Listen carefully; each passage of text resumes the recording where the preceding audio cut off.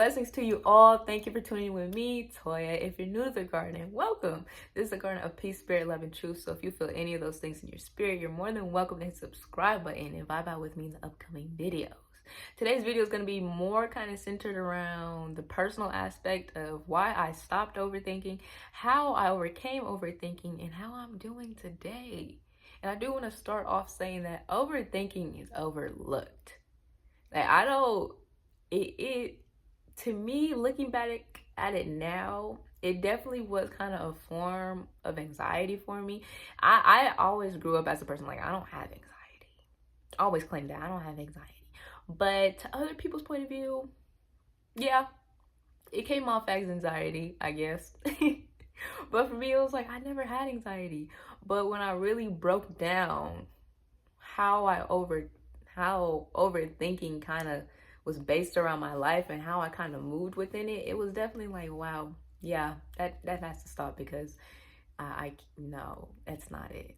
But anyway, my form of overthinking was just like plans when it came to driving, when it came to like just sitting throughout the whole day. I was never really, I don't know what you call it, like a YOLO. I want to call it YOLO. I was never really like a free form type of person. Like, it was always like, okay, on this day we're going here and here and here and here at this time with this parking spot. Like, it was in depth, but it was bad. Like, I remember times where I was just like, my parents used to be like, oh yeah, we're gonna go here, and I used to be like, okay, at what time here? Okay, at what spot? Like, what's the address? I didn't even need to know all those things, but it was just that form of comfortability for me. Like, okay, I need to know every single thing, even if it was like, we're not even doing anything today. Over the summers, I used to spend a lot of time at my godmother's house. So it was definitely, she was more kind of like a, whatever we do today is just whatever we do today, but I don't have anything planned. And me being that overly planned child, like, okay, what are we gonna do today? We're gonna go to the park. Okay, what time are we gonna go to the park? What park are we going to? Like, being that type of person and being around those type of people that just never really had a plan and was just kind of like, we have dinner at 5, but 5 actually means 6. So, I even had to learn that. Like, I had to learn how to deal with people who would say, okay, let's say we're gonna be at the beach at 5 o'clock in the morning. I would be up around like 3 and waiting until 5 o'clock in the morning. But the people who I was around, they were just free-formed people. They said 5, but they actually meant 7 o'clock. So, me being me, like, it's 5 o'clock, are we ready to go? And they're just waking up. It was definitely something I had to overcome. Not saying that I had to base it around people. I just had to learn how to move. And that's the biggest thing that I would say kind of pushed everything, was just learning how to move. I had to learn how to move around people. Not saying that I still do have a little of overthinking when it comes to plans, but it's not a bad overthinking. It's just, I like to think 10 steps ahead, so I'm not 10 steps back, if that makes sense. Like, I just like being ahead. So yeah, I just like being ahead. I know that sounds kind of contradicting. In my head, it makes sense. But anyway, I just like being 10 steps ahead, but it's not as bad as it used to be. Okay, so it's kind of like taking a plane, going to the airport type vibes. Like, for me, I'm a nonstop person. I'd rather just nonstop take a flight somewhere than do 20 different stops, because then it kind of pushes that stress on you. Like, okay, what if my flight is delayed and this next flight I have to get on is on time?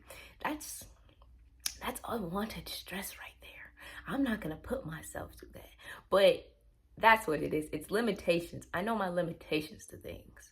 I don't overly do it anymore, but I definitely have a limitation when it comes to certain things.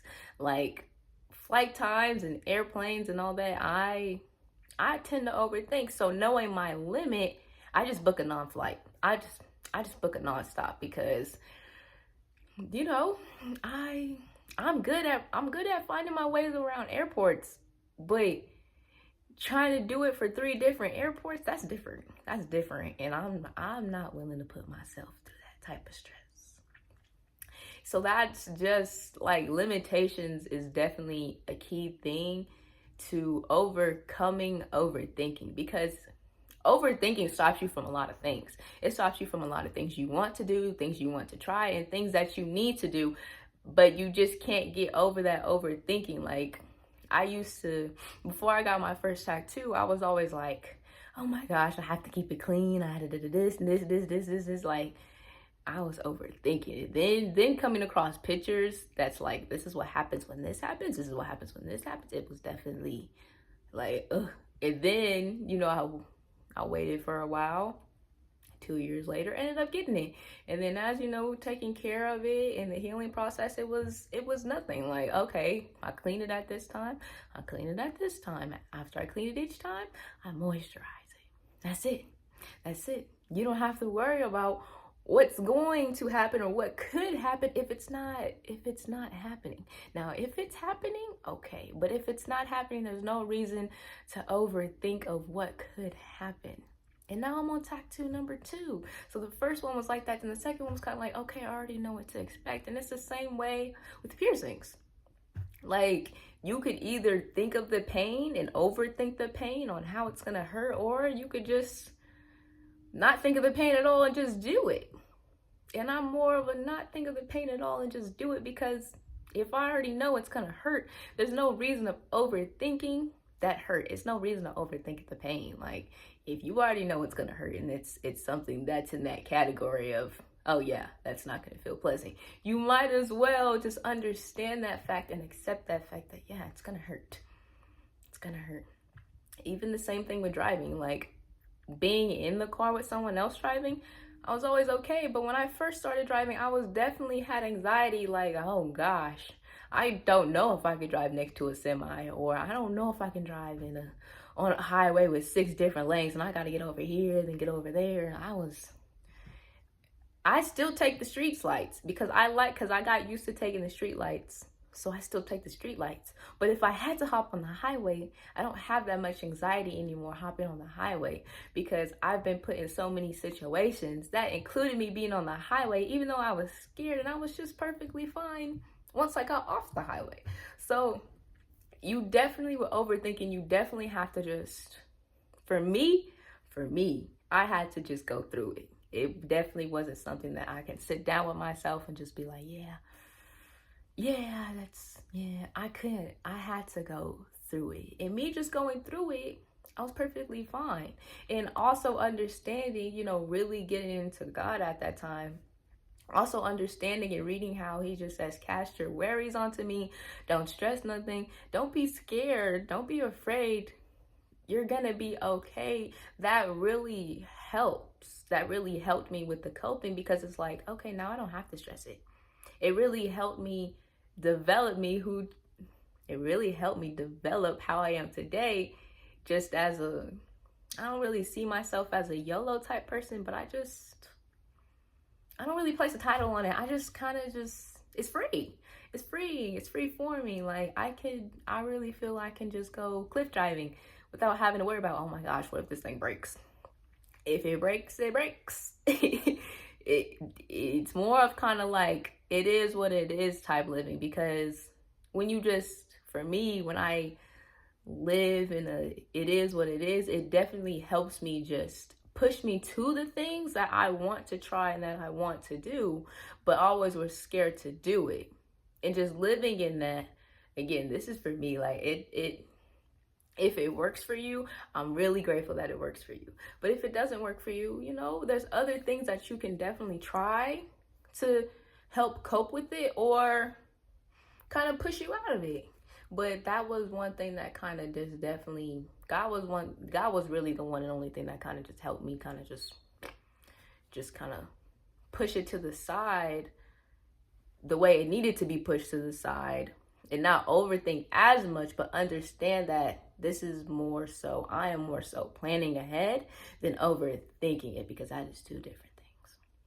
But anyway, that God was definitely one of the biggest things for me to help push with that, because now I can just go do anything, not anything big, in my means anything, without having to have that stress or have that worry. Now I can just go drive wherever I want to drive because I understand that God is with me. And I don't need to have anxiety driving next to 15, 18 wheelers. Like, I'm okay. Yeah, it's a little intimidating, but you know, once you learn how to cope with it, and once you learn some things, don't drive on this side, but drive on this side where they can see you. It's all good. You're okay. And just drive the speed limit. Drive behind it. Don't drive in front of it. Like, those are the type of things that just kind of helped me cope through life and helped me understand everything a little better. Steps really helped. Understanding that I was kind of a step-based person, following those steps based, but in a God way, it definitely helps you cope, because now it's like, okay, I don't have to stress this. I just have to learn that, yeah, I probably shouldn't do it that way, or I don't have to do it that way. I could do it this way. But anyway, if you really want to overcome it, I definitely want to say that God helps with it. It definitely gives you that smooth coating of everything is going to be okay. And you know, even when you don't see what's going on, God knows what's going on already, because He already written it for you. And when I was first on my first basis trying to get over everything, I really looked at the mountaintop. I like to call it the mountaintop view. So either you can see the top of the mountaintop, but you can't see the path, or you can see the path, but you can't see what's beyond that path. And understanding that parable and that example that God's given me, it was definitely like, okay, so either way I have to trust it. Either way I have to go through with it in order to be okay with it. And using that in every daily situation, or everything that I wanted to do, or everything that I wanted to be a part of, has definitely just changed everything for the better.